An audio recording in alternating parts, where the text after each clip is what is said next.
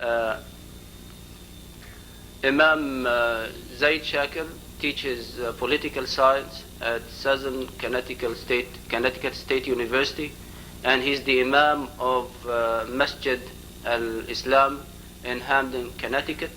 He's also a columnist for the New Haven Register, which is a non-Muslim paper, the largest one in the area back there. He spent 1 year in Egypt, and I understand he speaks Arabic, alhamdulillah, also. So we are blessed tonight to have two speakers who are very well educated and dynamic, inshallah. So please, if you would like to talk. Sure.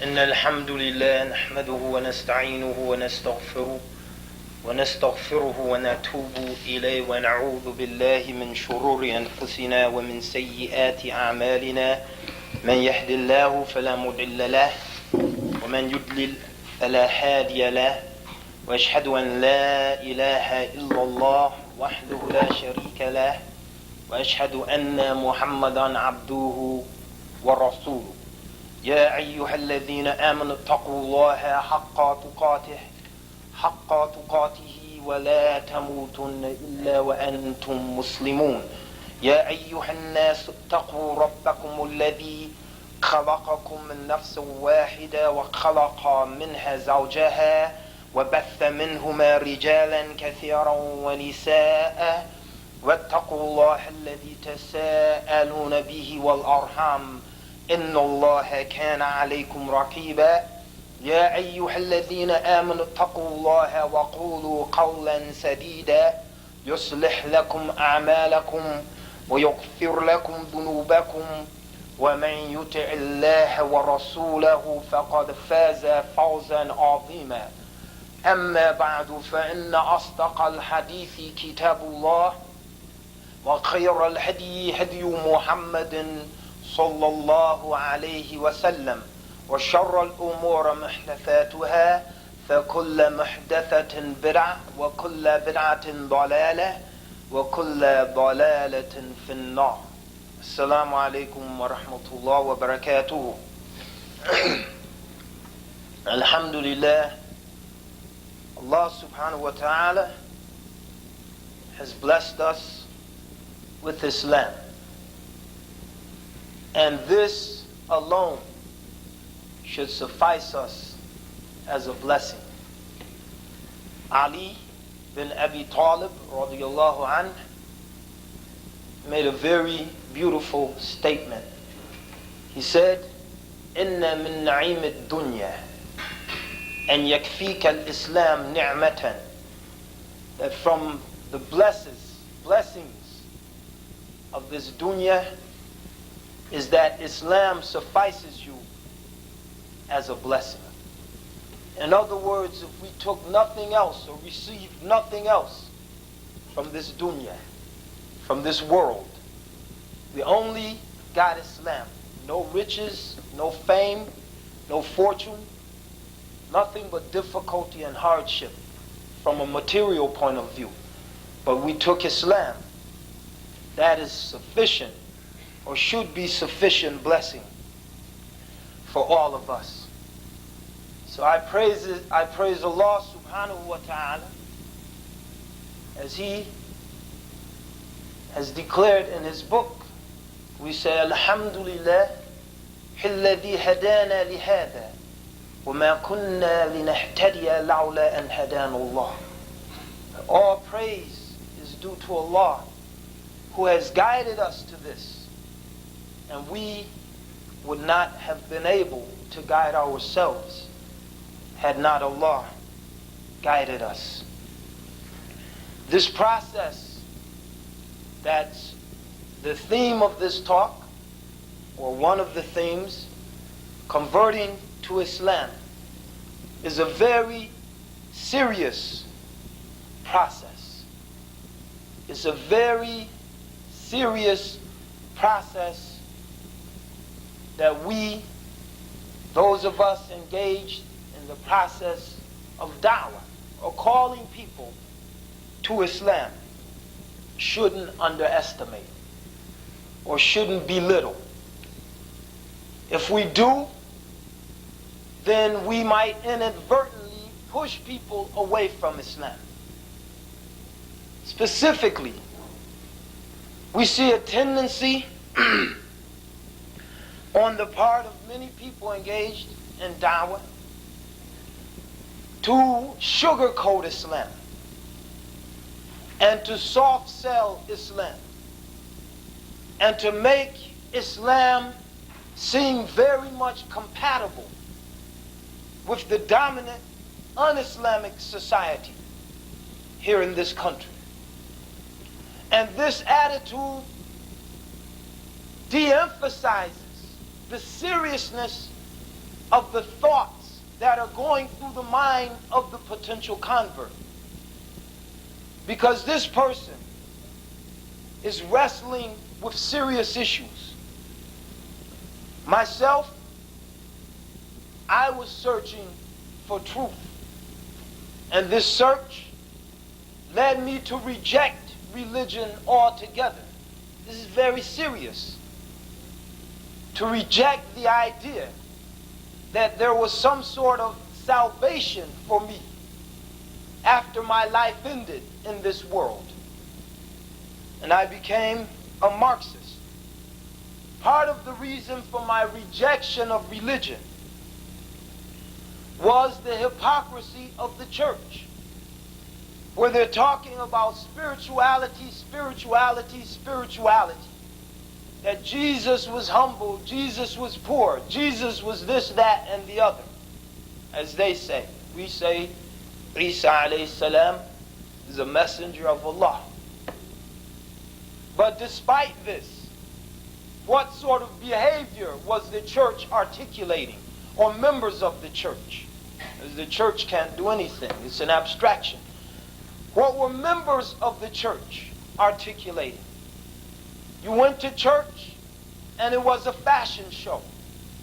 They're talking about spirituality and humility. You go to church, everyone's trying to outdress each other, especially on Easter, the holiest day in the Christian calendar.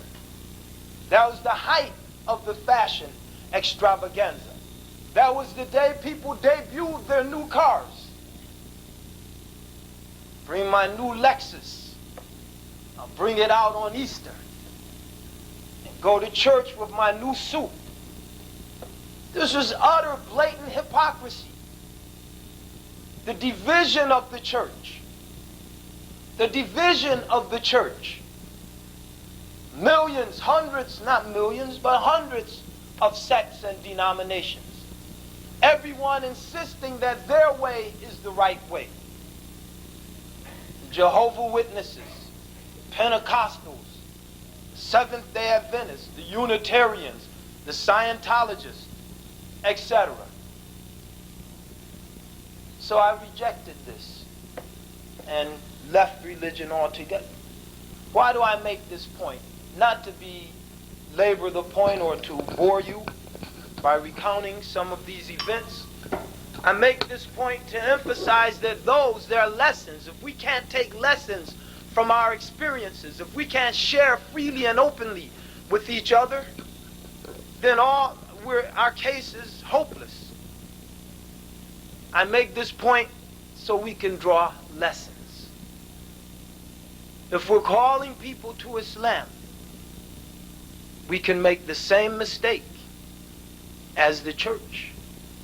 People are searching for spirituality. And we'll talk about this later, inshallah, in greater detail. They're searching for spirituality. Sometimes we present Islam as if it's the key to a material good life. This was a feature that defined groups that weren't about Islam but labeled themselves Islam, such as the Nation of Islam. Come to Islam, brother. You'll get good life. You'll clean up.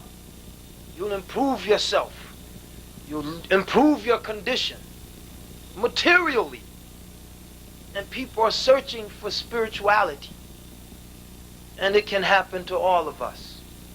The division. People who are engaged in da'wah usually are affiliated with a group. And if a person could be isolated in an environment where only one group existed, this would be fine. But in an environment such as the United States, where we have groups from all over the Muslim world, we have ethnic groups from all over the Muslim world, Islamic groups from all over the Islamic world. When a person presents Islam as if his or her group epitomized Islam, and then that convert or potential convert runs into a member of another group who says, no, they're wrong. Their minhaj is wrong. Their fiqh is wrong. Their aqidah is wrong, etc. Then this convert begins to see in Islam what he or she is running from in the church.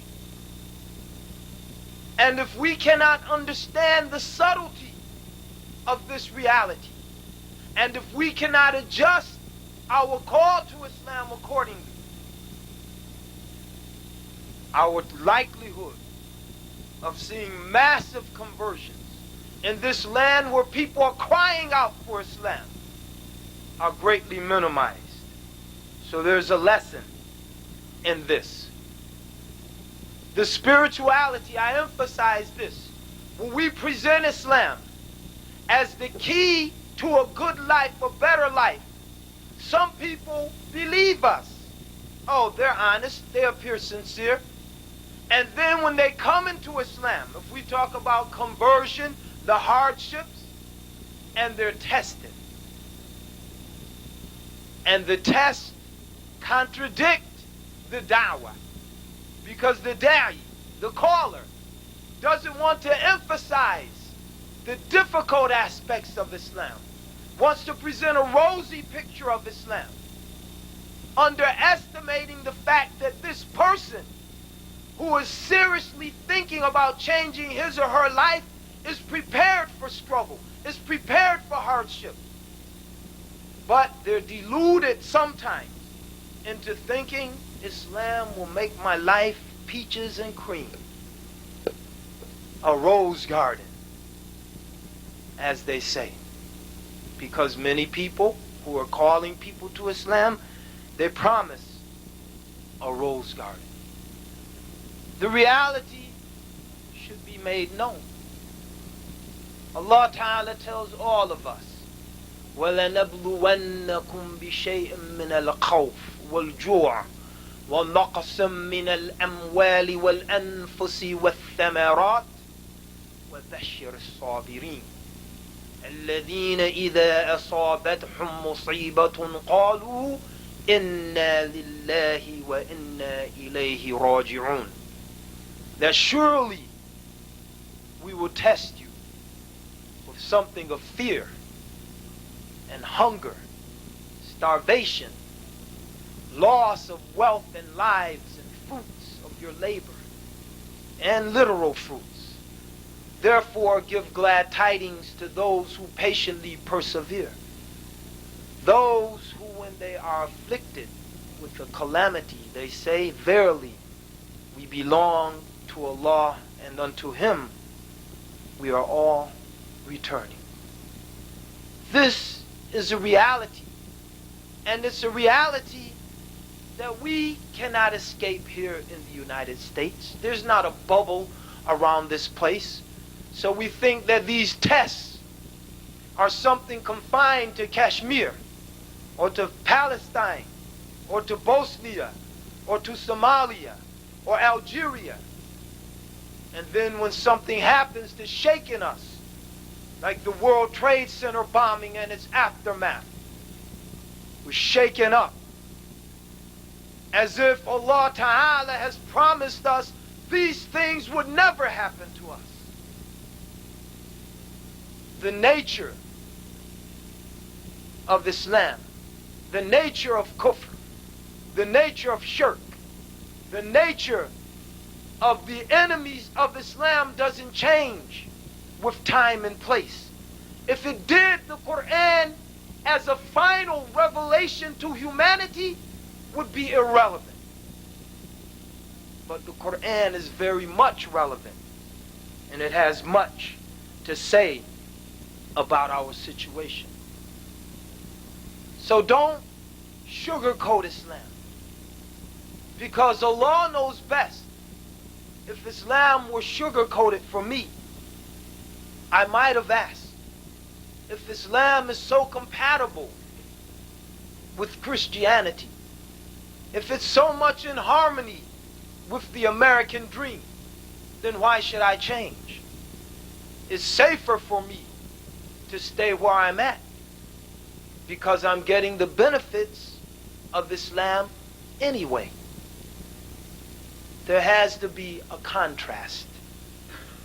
A contrast so that the person can have a choice. A convert is making a choice. And if the choice is between two things that are so close that one cannot distinguish between them, the choice might never be made. But if there's a clear contrast, then the person has a clear choice. And this is the way Allah subhanahu wa ta'ala has presented it to us in His book. Ja'al haq on one extreme. Ja'al haq wa zahaq al-batil. Inna al-batila kana zahuqa. That the truth comes, falsehood perishes. Falsehood is doomed to perish. And this process is sometimes a process that's not smooth and neat and tidy. Because using these same extremes, al-haq wal-batil, Allah Ta'ala says to us, بَلْ نَقْذِفُ بِالْحَقِّ عَلَى الْبَاطِلِ فَيَضْمِغُهُ فَإِذَا هُوَ زَاهِقٌ. Rather, we hurl the truth at falsehood, and it knocks its brains out. It smashes it, and then falsehood perishes. So this is the reality. This is the reality, and it's a reality that, believe it or not, can be appreciated by many people who are searching for Islam. And many people are searching. Black, white, brown, yellow, rich, poor. Because many people in this society are victims of America. As Malcolm X said, you've been infatuated with Malcolm X for the last couple years. He said, I haven't known an American dream. I've known an American nightmare. And for many people whose lives are affected by the forces that have been unleashed in this society, this nightmare is a reality. Why do I say this? Because we also have a tendency to present America as if it's the shining city on the hill. As if it's some mythical, magical garden. That to be here is the greatest imaginable blessing conceivable in this earth. For many people, the city of the hill has degenerated into a life of utter wretchedness and misery. The millions, we say millions, who live in homeless shelters or in the streets. The tens of millions whose lives are so empty, they find nothing to fill the void with except an endless stream of drugs and alcohol. And we all know it, the young people know it. Talk to your children who go to the public schools. Ask them what kind of lives they see all around them. The misery, the wretchedness, the talk of suicide.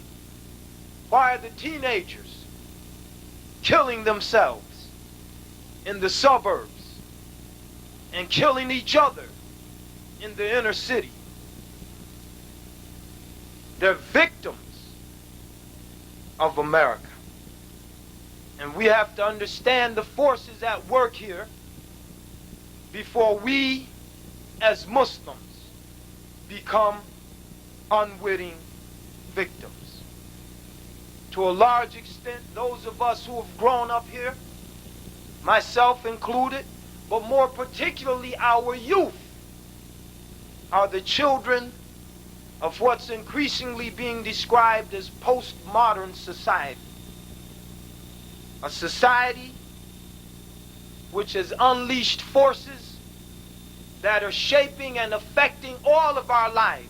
And if we don't understand these forces, and to date there is no penetrating Islamic analysis of these forces, then again the efficacy of our da'wah will be tremendously limited and restrained. So just to briefly mention some of these forces. Crass that define postmodernism. Crass materialism. Materialism defined the modern condition. Be that the materialism in the empirical scientific method, that all things, hard and social science, that can't be quantified, that can't be measured, that can't be counted, that can't be sensed with our empirical senses, they don't exist. So because we can't conceive of God, he doesn't exist. This is the message of the skeptics, such as Voltaire and others. But this material and ownership, people, because of the modern condition, the Industrial Revolution, making goods available in tremendous abundance, we all strive to own, to own, to own. But the postmodern materialism has a new twist to it. A new and dehumanizing twist. In postmodern society, ownership has come to define the human being. In the words that were used by Dr. Suleiman Yang, if we said man was described as existing because he thinks, I think, therefore I am. Homo sapien. In the postmodern condition, man is defined by his ownership. I own, therefore I am. And if you doubt the truth of this statement, consider the lives of many of the young people whose lives have been shaped exclusively by these forces. There are people, millions of young people, who feel they cannot go to school if their bodies aren't affixed with the labels which identify the possessions that they have. If they don't have Nike and Gucci and Reebok and Cardin and Sassoon and whatever else plastered all over their bodies, can't go to school. I can't go to school. How come? Because my sneakers, these are Nikes. I know. I bought them last month. I spent the $200 to get them. Now you're telling me you can't wear them? No, because now everyone's wearing Adidas or whatever. Then the mother faints. Tonk. She has to go spend another $200. But this is a condition that's endemic to our society. Our possession of material things defines our worth as a human being. Why do I say this? And it's happening even greater. If you want to see this epitomized, go to the ghetto. Because the ghetto is America epitomized. Materialism epitomized. The breakdown of the family epitomized. The abuse of drugs epitomized. The dehumanization, why the young kids right here in Detroit shooting each other down by the hundreds. because they've been dehumanized, not by Africa. And the proof of that, the kids, young African American youth who are shooting each other, they're not wearing dashikis and kufis and other kaftans. They're not wearing and identifying with Africa. They're wearing LL Bean. They're wearing construction boots and goose down jackets and blue jeans. This is America epitomized. And these forces, though, are spreading. Yesterday, it was the ghetto. Today, it's your doorsteps. And if we don't understand this, we'll be at a loss to counter it. Because Islam is the only thing that can fill the void. Islam is the only thing that can provide an alternative. Why? Because if modern society emphasizes ownership and possession, the Lexus, the Mercedes, the Beamer, Islam de-emphasizes worldly possessions, if we understand it properly.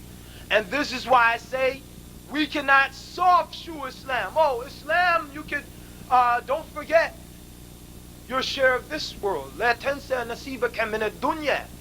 You can be a consumer and still be a good Muslim. No, these two are contradictory. You can be wealthy and be a good Muslim, and inshallah you will spend your wealth fi sabilillah, but you cannot be a consumer and be a good Muslim. And the reasons for that involve a separate lecture. But Islam dignifies poverty. It dignifies poverty. Rasulullah sallallahu alayhi wasallam was poor. And a man, he came to Rasulullah, Ya Rasulullah, inni uhibbuka. He repeated it 3 times. Inni uhibbuka. Oh, I love you, Messenger of Allah. He said, فَانْظُرْ مَاذَا تَقُولُ. Think about what you're saying. He repeated it. He said, sallallahu alayhi wasallam, if indeed you love me, أَعِدَّ نَفْسَكْ لِلْفَقْرِ. Then prepare yourself for poverty. And he said, sallallahu alayhi wasallam, that if this world, لو كانت الدنيا تعدل عند الله جناح بعوضة ما سقى كافرا شربة ماء. That if this world, this dunya meant as much to Allah as the wing of a mosquito, if this whole dunya and everything in it meant to Allah as much as the wing of a mosquito, no kafir would have received even a single drink of water. But it doesn't mean anything, so he gives it freely to the Muslim, to the kafir, to the munafiq. It doesn't mean anything. And when we understand this, and when we teach this to people, and preach this to people, and emphasize this to people, then they can see worth in their life if they haven't been blessed to be a consummate consumer who owns all of these things that the media, amongst other forces, is telling him or her he or she must possess if their life is to have any meaning. Another defining feature of this postmodernist condition or society, eclectic definitions of self. What does this mean? That sounds good. What does it mean? It means that because of the media influences, because of the shrinking of our world, because of the creation of what's been described as the global village, the influences affecting a human being are coming from countless societies and countless cultures. And a person now can literally shop for an identity. In days gone by, our immediate environment gave us our identity, our village, our city, our town, our farm, because our environments were isolated by and large. But with the communications revolution, with the television, with the other influences that are available today, all different trends and thoughts and influences bombard the human being constantly, and a person can literally create an eclectic or diversified identity. So you have, and this even affects Muslims. We want me to give you an example of how it affects Muslims? How many of you know a dreadlock wearing, pants hanging off the butt, Walkman listening, hijab or kufi wearing Muslim? Brother raised his hand. I know one. What is this a result of? It's a result of this person being exposed to all these influences. Yeah, Bob Marley's cool. Grow some dreadlocks. And whoever, all these people wearing the pants hanging off their butt, they're cool too. Throw my belt away. Etc. But the person's still a Muslim. And obviously this condition can be very destructive for a Muslim, but if we understand it, we can use it in a positive sense. Because these same forces are destroying nationalism. They're destroying nationalism. And if any of you or us who are adult Muslims belonging to one ethnic or national group, if you want to see how these forces are destroying nationalism, look at your children. If you're from Pakistan and you're a Pakistani nationalist, oh, I'm Muslim, but you marched in the Pakistan Day parade. You have a big Pakistan flag on your door. Pakistan ka matlab ka, la ilaha illallah. The new one now, the statement has changed. That was the dream, the vision, the reality. Pakistan ka matlab ka, just another coup d'etat. That's the reality. But these children aren't Pakistani nationalists.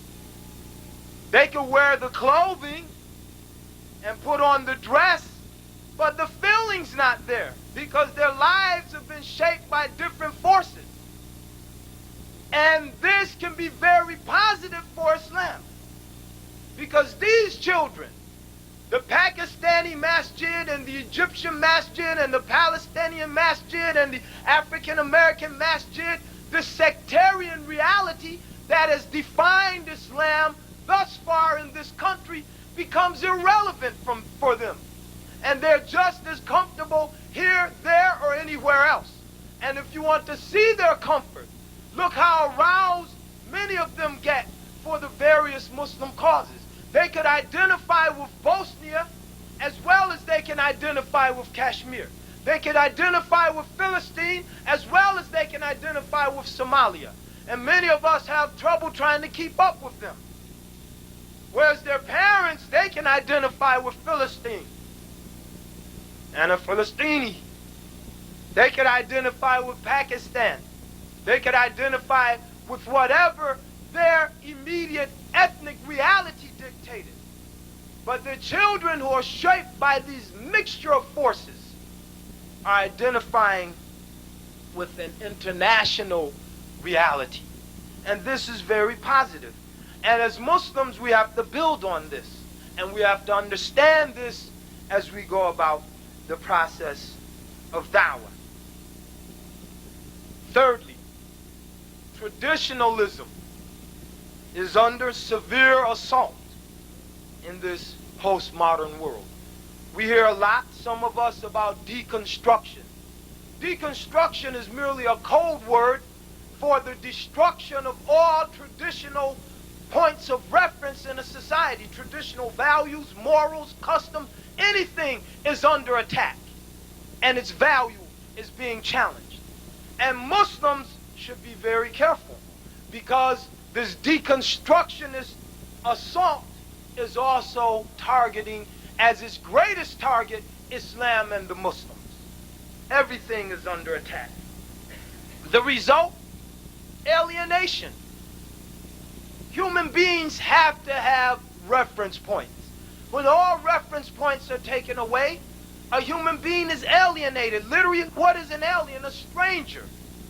Doesn't recognize anything or she anything as familiar. There are no moorings to give meaning and value to that life. And again, this could be very destructive because it undermines many of the basic institutions which Islam is built on, central being the family.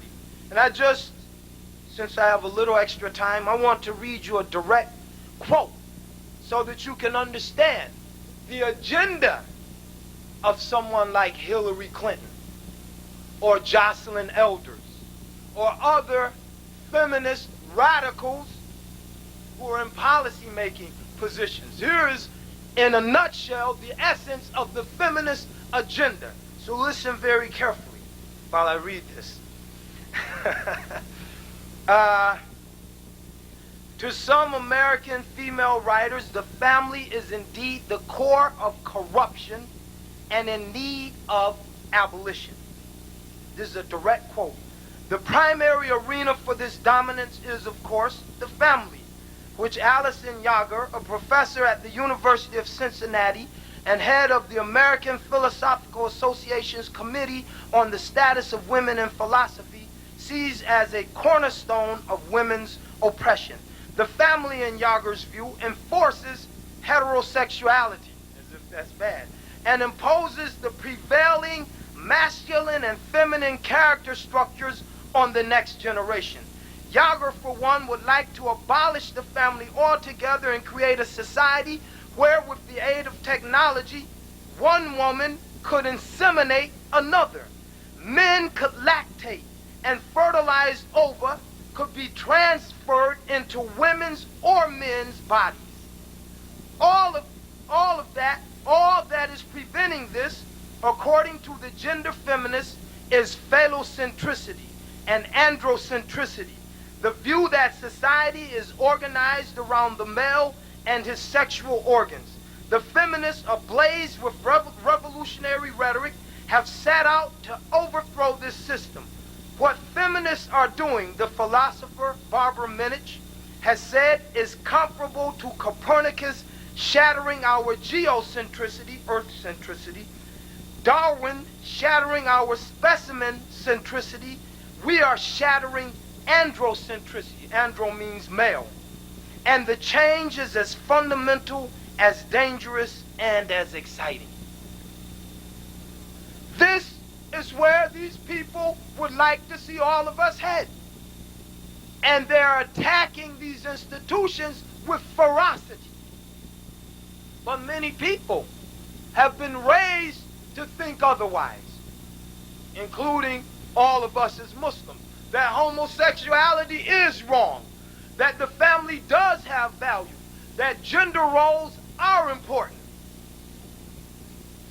And why do I say this? Many of those people who are victimized by this encroaching feminist agenda and this encroaching homosexual agenda are looking for an alternative. And the church, they're finding, is not an alternative because the church has been defeated by the forces of secularism. The church has been defeated.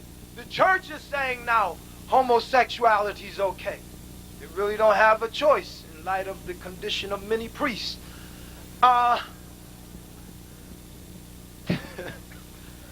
This is the reality. The church has been defeated. The last bastion of traditionalism in society is Islam. Which means what?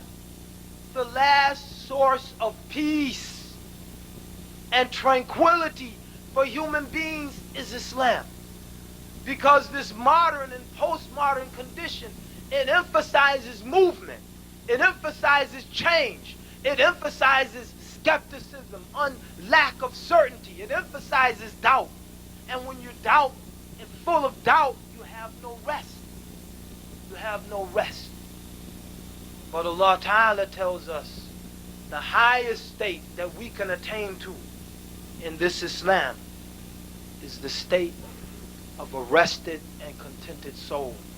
يا أيتها النفس المطمئنة ارجعي إلى ربك راضية مرضية فادخلي في عبادي وادخلي جنتي. Oh, you rested soul, return to your Lord, well pleased and he pleased with you. Enter amongst my servants, amongst the righteous, enter into my paradise. This is what we as Muslims have to offer this society. And as we can see, or we should be able to see, the issues before us are very serious. So the Islam that we present should be a very serious, dynamic, and diverse Islam. If we do this, then inshallah, soon we can see the people coming to this deen in crowds in this country. Jazakumullah khairan. Assalamu alaikum wa rahmatullahi wa barakatuh.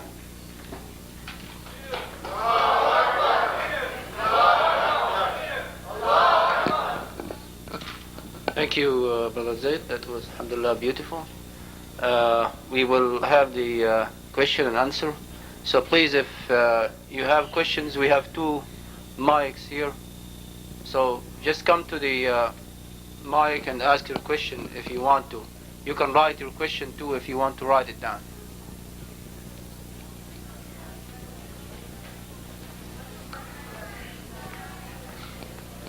Yes, go ahead, sister. Assalamu alaikum. Yeah. You were talking about sugarcoating Islam in Dawah. I don't know how, and I'm also wondering how this relates to gender differences. I work a good deal with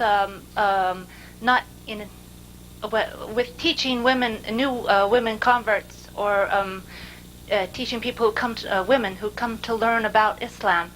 And we don't water anything down or like sugarcoat it when we talk, but we give it in like small, simple, because women pass down culture. And so when a woman converts, I mean, a woman is the embodiment of culture in the family and passing it down to the children and passing it down to the future generations. Everything she's been taught is to pass down culture. When she changes into Islam, she has this enormous change she has to do. And so we try and do like little, whatever, encourage her to be accepted as a Muslim wherever she's at right now, even if it's pretty far off. But little by little give her basic lessons in Islam, stripped of any cultural thing. I don't know if you have the same problem with men, or if you consider this a problem, or do you consider this a form of sugarcoating for women? It's a very valid and beneficial point. When I said that, of course, I was generalizing, meaning that there are certain fundamental concepts and attitudes that we as Muslims should take. But in the actual process of dealing with individuals, we have to assess their needs on a case-by-case basis. And Allah Ta'ala has told us, إِلَى سَبِيلِ رَبِّكَ بِالْحِكْمَةِ وَمَوْعِظَةُ الْحَسَنَةِ, to invite to the way of your Lord with wisdom, meaning whatever is appropriate for the situation. So I didn't mean by sugarcoating that across the board, uncritically, without any discernment, that we sledgehammer people or bludgeon them and say this is Islam, accept it or don't accept it, but that we are very clear in acknowledging that there are certain fundamental problems in this society, and Islam presents a diametrically opposing view as to what the solution of those to those problems are. This is what I meant. So we shouldn't try to make Islam seem very much compatible with the reality that people are living, because if we do, we run the risk of making a true comparison between Islam and the society very difficult. That we present Islam as it is, but that in dealing with people on an individual basis, we naturally have to be very wise. We have to assess their situation. We have to see where they are. We have to try to determine which aspects of Islam should be emphasized at this time or de-emphasized. So that's sort of it's two separate issues, but there are implications springing from what I said that bear on what the questioner was saying. So I hope that gives some insight. Inshallah. What's the title of the book? Oh, this book was written by a British Muslim. It's called Postmodernism and Islam. And the author is Akbar S. Ahmed. And it should be read by every concerned Muslim, because it's really dealing with some issues that generally the Islamic movement has neglected.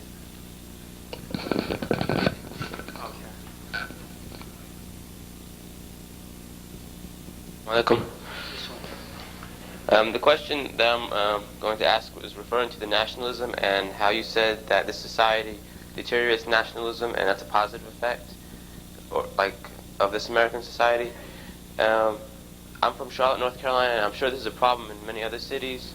Like you said, there's like the Palestinians, like the Palestinian mosque, the Pakistani mosque, etc. And all these barriers that cause like these differences and between the two peoples come from like an influx of people coming from the countries, like the parents. Now, we can't stop like people coming from other countries to America, but how are we supposed to, like, what procedures are we supposed to take to sort of like try to get them together and try to talk to each other without like all these barriers that like generations have built? The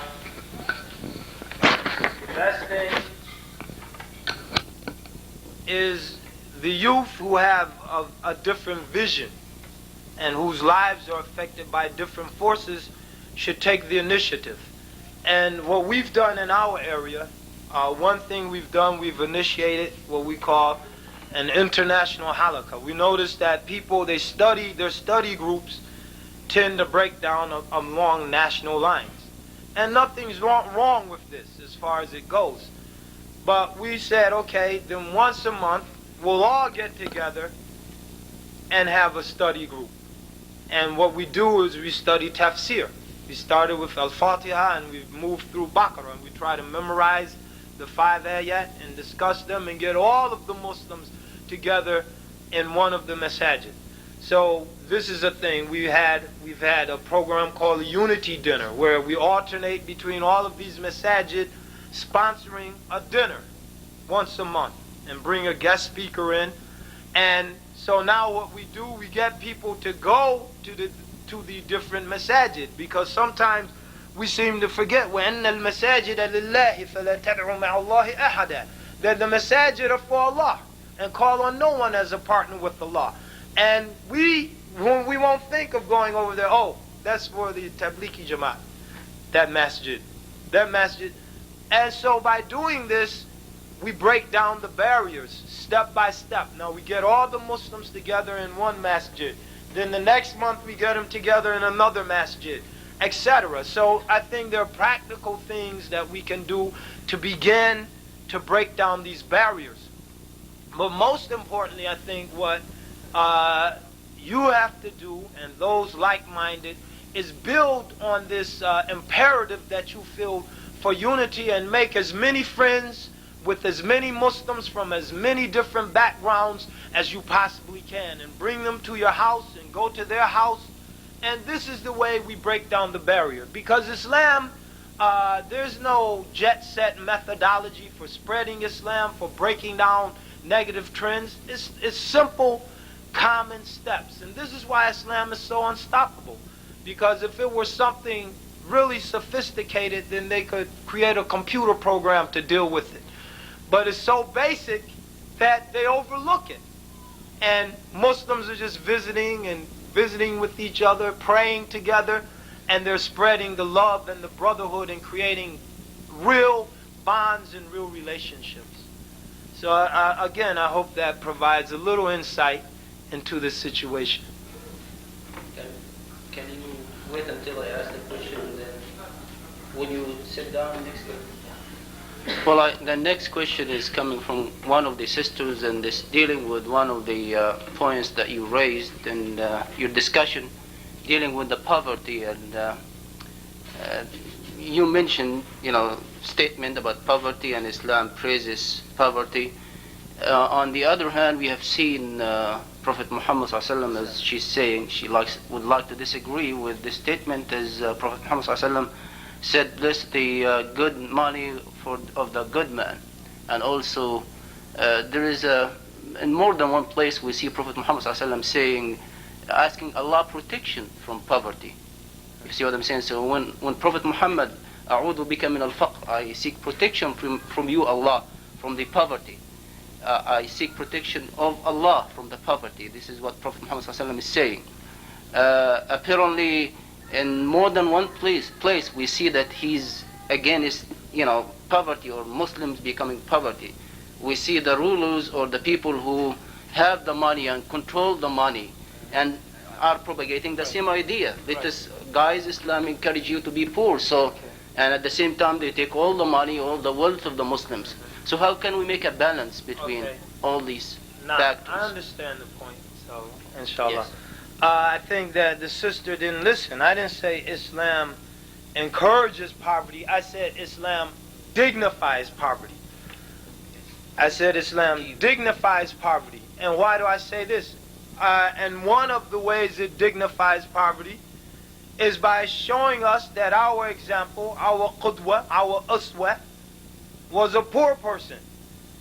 But I didn't say Islam discourages wealth. I think I even said Islam, one of the best Muslims is a wealthy Muslim who spends his or her money fi sabilillah. So this isn't, I don't think we should make this an issue, that does Islam encourage or discourage poverty.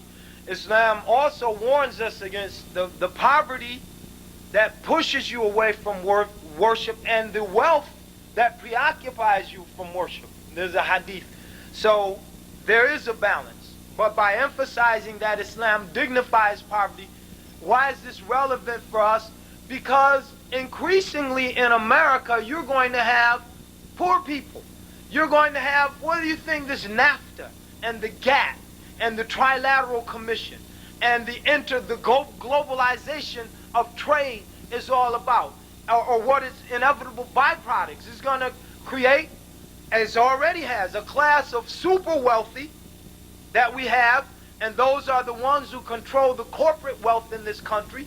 It's going to eliminate the middle class, because the middle class wealth historically was built on manufacturing and commerce of the individual entrepreneur. But the individual entrepreneur is increasingly being replaced by the corporate entrepreneur.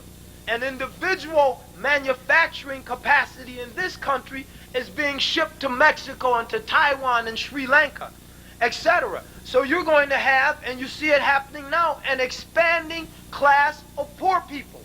And these poor people who are bombarded by these forces in the media which tells you you're worthless if you're not rich, are going to go out like they're doing now in the inner city and kill each other and climb through your windows. That's why you have bars on your windows and clubs on your cars and whatever else security system. So what is the way out? The way out is to show people that Islam tells you if you're poor, you still have meaning.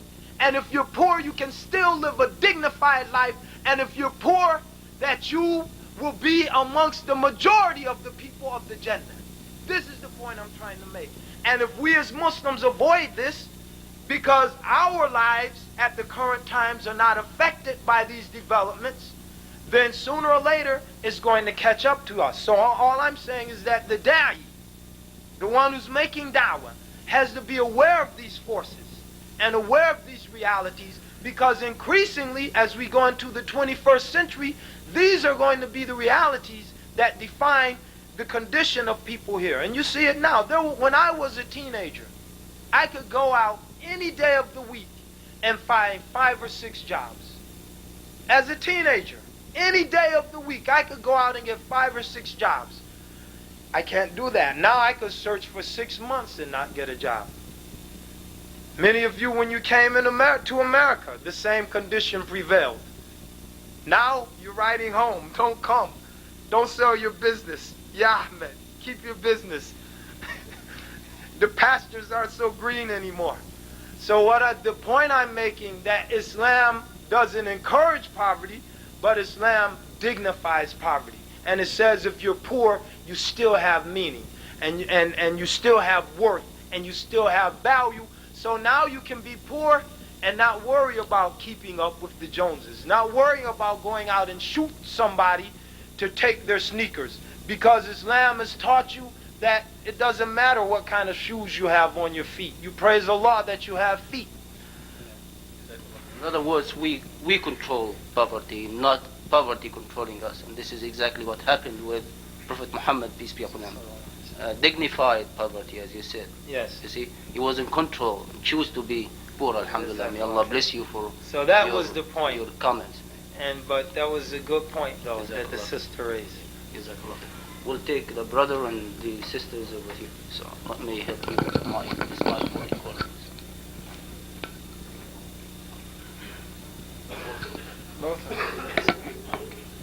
Assalamu alaikum. There's a brother back in St. Louis who says that since the liberals are obviously un-Islamic, then Muslims should vote for the Republicans. But you know, I was on the Rush Limbaugh show. Rush Limbaugh, he took a vacation in Israel, and they showed him, and he was riding around in an Israeli tank, you know, and all these things. And so maybe you could just comment on the fact that our Prophet, peace be upon him, said al-kufr milla wahida, disbelief is one, the same ideology. I think you said it very nicely, brother. There's no need for further comment, except that I think right now our priority as Muslims should be doing what we have to do to live, to exemplify and present Islam to these people, and leave the liberals, the Republicans, the Democrats, the conservatives, leave them all. And because otherwise we get into a reactive mode. All our energies are spent trying to figure out ways that we can successfully and profitably interact with these people or get them to throw us a few crumbs. We shouldn't be worried about how we can entice them to knock a few crumbs for us off their table. We should worry about how we can make a whole, healthy, wholesome loaf of bread ourselves. And Allah Ta'ala told His Messenger, يَكِدُونَ إِنَّهُمْ يَكِدُونَ كَيْدًا وَأَكِيدُ كَيْدًا فَمَهِّلِ الْكَافِرِينَ أَمْهِلْهُمْ رُوَيْدًا. That they, and these are the big shots, the ones that are rejecting Islam, the ones that are dominating society. Another ayah says, ذَرْنِي وَالْمُكَذِّبِينَ أُولِي النَّعْمِ وَمَهِّلْهُمْ قَلِيلًا. That to just leave those people, let me deal with them. You do what you have to do.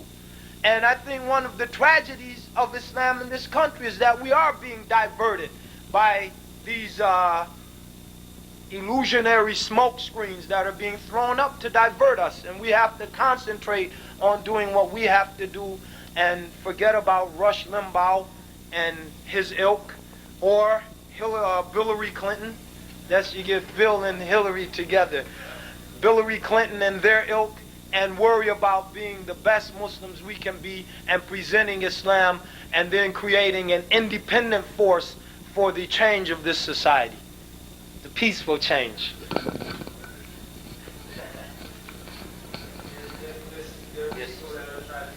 Just in your hand and talk closely. Okay. Just Holding this. yeah, عشان record it. Okay, Assalamu alaikum. I know some people who have serious doubts about Christianity, and I was wondering, how can I reach them? I don't want to push them, but just sort of give them, get them to edge closer. Well, just try to add to their doubt.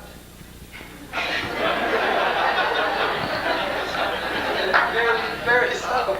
And there are many ways to do that. And there, alhamdulillah, there's a lot of literature. One way that I found that you can really devastate a Christian is, in a nice way, is very simple. Because it creates utter confusion. You just ask them, is Jesus the Son of God? and they'll say yes as a Christian. Then you say, and how come in the genealogies in the Bible that Jesus' lineage is traced through a man, Joseph? If he's the son of God, shouldn't this logically be through Mary? And their first response will be, it is through Mary, because this is what the church teaches. But when they read it, it comes down to Joseph. In Matthew, it starts from Abraham and it goes down to Joseph. And in Luke, it starts with Joseph and it goes down to Abraham. And then when they're thoroughly baffled by that, you can then point out that also, in Matthew, this genealogy, it says that there are 42 generations from Abraham to Jesus. But in Luke, it says there are 56 generations. And each one, he begat this one, and this one begat that one, so there's no room for error. So, how do we account for this huge contradiction? And after they've gone to their priest or their preacher or reverend, two things will happen. The reverend will tell them to never talk to you again, and either they'll listen to him or her, or they won't. They'll come back to you to ask you about Islam. So you'll either gain a friend or lose a friend. Jazakallah khair. After your permission, I'll ask questions from here, and then you make your two questions, inshallah. Can you please give us the surah name and the ayah of the verse that you mentioned? Surely we will test you with fear. Surah Al-Baqarah. Yes. And I think it's in the 150s in that area. I can show it to you, inshallah, after the... Well, let's tell them right now. Let's make this thorough. Bismillah. Right here. It's number... 155, Surah Al-Baqarah. 155, Surah Al-Baqarah. Chapter 2, Chapter 2. verse Yes. 155. Okay. The next question is about the dress. We have one that you mentioned, that teenagers dressing modernized clothing, baggy clothing, and so on. What does Islam say about dressing like those people? And should we stay like that, or follow the Islamic dress, or get a modern kind of dress? We should dress modestly, but we shouldn't imitate people. So these people are dressing baggy and loose as a style, but the style epitomizes something negative. The style, the messiness, the sloppiness, it epitomizes rebellion against authority, because the authoritative family taught you to be neat, to pull your pants up, put your belt in, tighten your belt, tuck in your shirt. So what are these people? Let your belt loose, pull out your shirt, have different layers. They teach you to dress, always have the lower level on the outside. So what's the baggy look? Have the lower level on the inside. So you have one shirt is here and the t-shirt is hanging here. So, and this is subtle. This represents the rebelliousness that's epitomized by this dress style. It's not just baggy, it's sloppy. And a Muslim should be neat. And a Muslim should be orderly. So we should not imitate these people, because whoever imitates a people, they'll be resurrected with them. Al-mar'u ma'a man ahab. A person is with the ones that he loves. So if we dress like them, that's who we really love. We should dress modestly as a Muslim. And our style should never change. I'm still wearing clothes that I had 16 years ago when I first accepted Islam.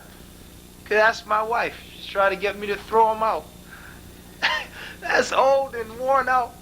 But because I don't care, and we shouldn't care.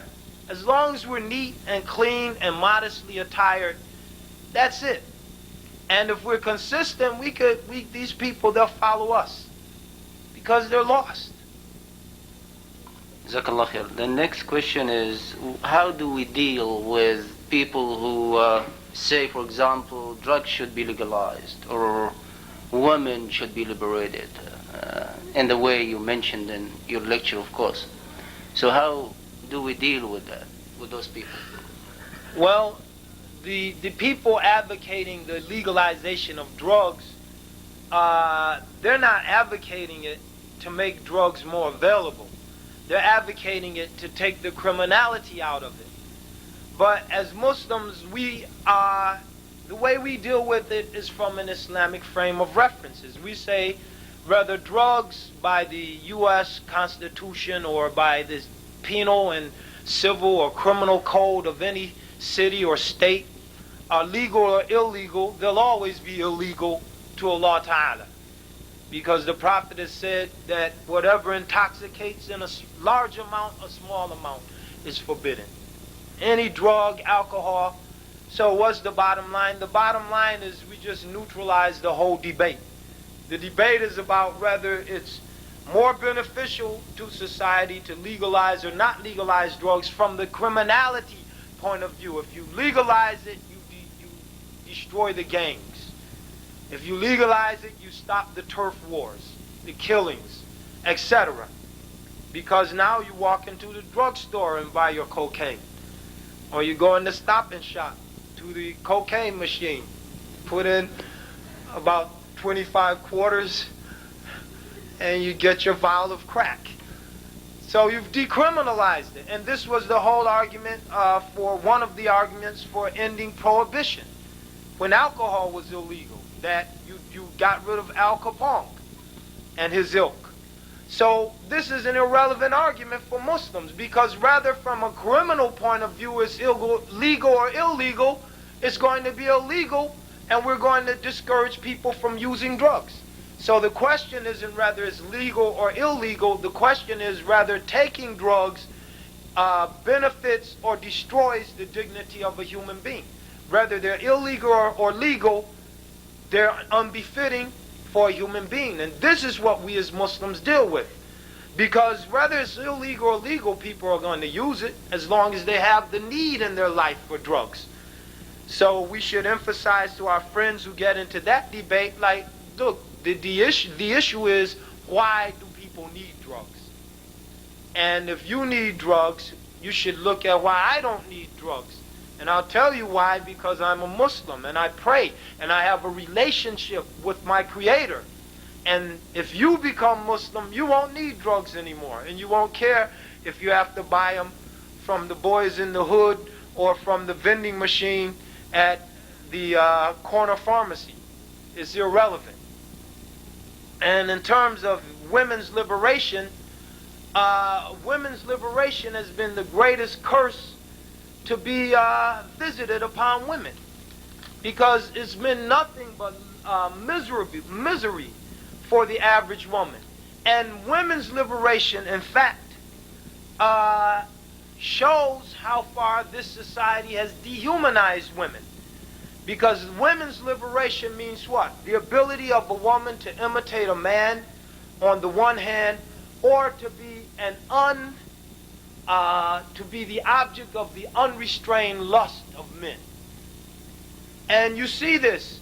What is women's liberation meant as far as the music industry is concerned? Women are just dehumanized sex objects. What is women's liberation meant as far as the work world is concerned? Women can imitate men, put on a business suit, but hers sometimes has a skirt, and grab a briefcase and go to the power luncheons with the rest of the fellas to have cigarette smoke blown in your face so you can get an ulcer, and then go home and your husband still expects you to cook because the gender roles haven't totally been broken down, and you're totally worn out, used up, and drained at the end of a day or a month or a year of this. And as a result, many feminists are now advocating that women should be back in the home, because this is where the female, as a female, finds her greatest freedom and her greatest satisfaction. So this whole debate of women's liberation is really it's an empty debate, because women are free to do what? That's the question, and this is what I would ask one of the advocates of women's lib. You're free to do what? Free, as these feminists are calling for, to have your egg taken out of your body and placed into the body of your husband. That's liberation. Or I don't know, some things they're truly dumbfounding. So it's freedom and liberation to do what? The only liberation for men and women is through Islam. Because with Islam, these categories that have been set up by Western civilization to replace the gender roles that have been divinely ordained by Allah Ta'ala, the Western civilization, they're caricatures, or they're empty pictures that promise something very lofty but are totally meaningless in reality. And if we look at the average liberated woman, we can see this. Here's a poor, wretched, miserable creature. She's liberated, but she's so enslaved that if her hair doesn't look the prevailing way, she can't go to work or to school. She's so liberated that if her clothes aren't in conformity with the prevailing fashion, she's not free to wear them. Because either she'll be out of place or she won't be attractive. Oh, look at that old-fashioned girl over there. No one wants her. Old-fashioned, why? She's wearing clothes that are out of style. She has a hairdo that's out of style. So her liberation is really a form of enslavement. She could be truly liberated if she put on hijab, then she could wear hair any way she wants. That's freedom. She's free any way she wants. That's free. But now she's trapped. She can only wear it like Madonna is wearing it. Or Bo Dietrich, or whoever. Jazakallah khair. I apologize for the brother and the sister.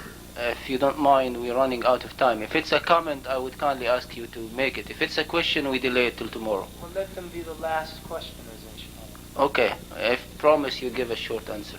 Okay. Ask me no promises. Please, I'll tell you no lies. Jazakallah. Go ahead, sis.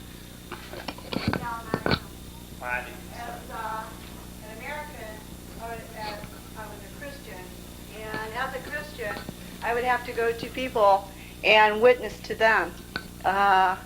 But alhamdulillah, as a Muslim, I no longer have to go to them. They see my clothes, and automatically I am a witness of Islam. Alhamdulillah. I have discovered, I've only been a Christian for a few years, and I have discovered how important my actions, my clothes, everything speaks of Islam. My question to you is, because I get upset when I see others who come, no hijab, and very flaunty, and yet call themselves Muslim. Is it all right to correct them, and how should I approach them? Well, try to assess their situation. If you feel it would be offensive to say something at the current time, just leave them and be patient. Because we have to have a lot of patience with each other. And inshallah ta'ala, in time, either they'll change or their attitude will be more open where you can more productively approach them. But so we have to be patient and show the love. And brother, Yes. is that short enough? Yeah, that was great. Assalamu alaikum. Being a contractor, I work in St. Louis and Cincinnati and other cities, and I see that the Muslims live scattered all over the place. And is there going to be a way that we're going to bring the Muslims to a central point where we can start utilizing our power so that we become a force here in this society? Inshallah, I've thought about this a lot. My opinion, and this is strictly opinion, is that we should stay the way we are because this forces us to interact with people. And if we're isolated in a centralized community, we could build ghetto walls around ourselves. And we could stop interacting with people. and we can become a very insular community that creates more of a mystique, that generates more misunderstanding. And I think this is the way of Rasulullah sallallahu alaihi wasallam. Muslims lived all over Mecca, and they lived all over Medina, and they interacted with people.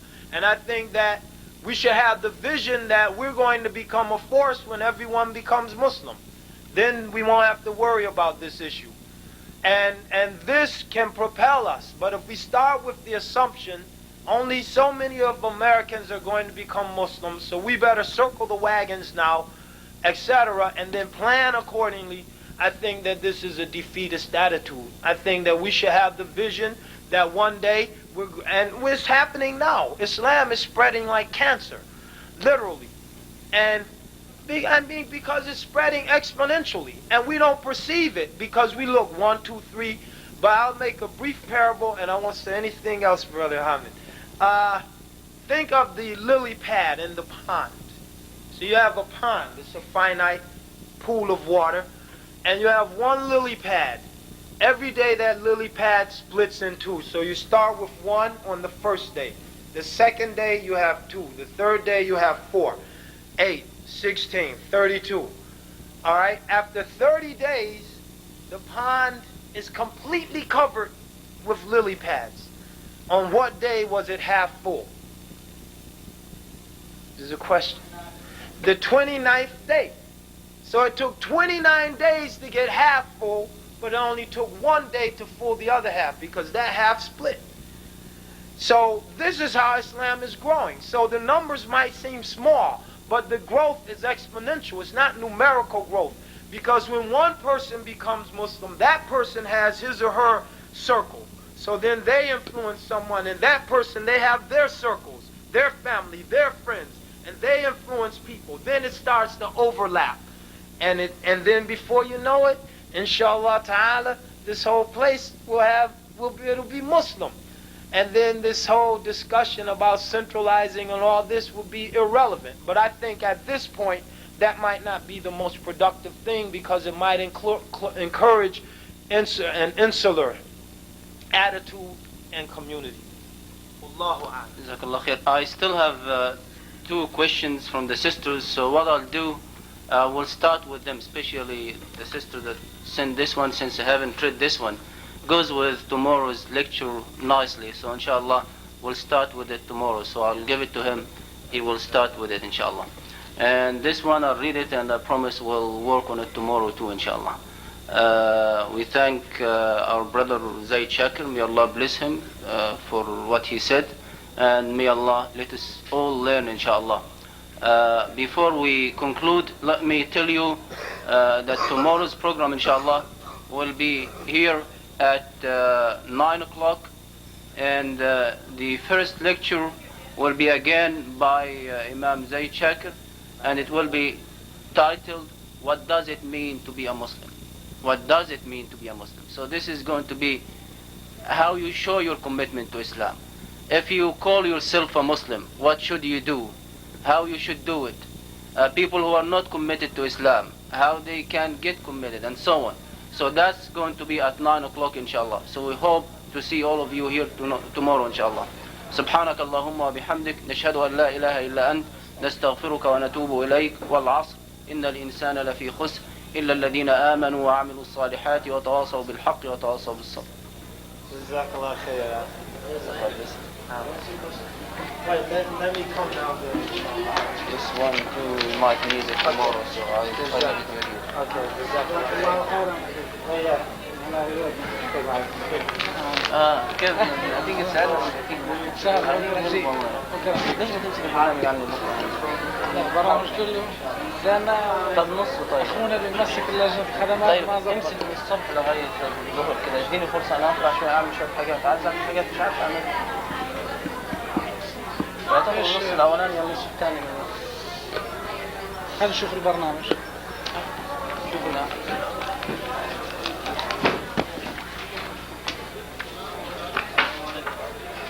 هو اصلا كمان النص الثاني بيكون فيه القرضاوي، فهتلاقي شيخ القرضاوي؟ ايه المفروض نجيك الثانية. والله حمزة يوسف يكسر. هنعطي بكرة الصبح. Elements of a strong عقيدة. هذا الفيرست سيشن وبعدين احمد عمرو بيدي الاصول 20 الاخيره مكان في هالاثنين الساعة كم؟ 11 هي 9 ولا 11. اوكي خلينا نرتب ممكن واحدة نجيب اخونا مين؟ مفيد مفيد واحدة نمسكها اوكي خلينا نمشي ليش ما تمسك الاثنين؟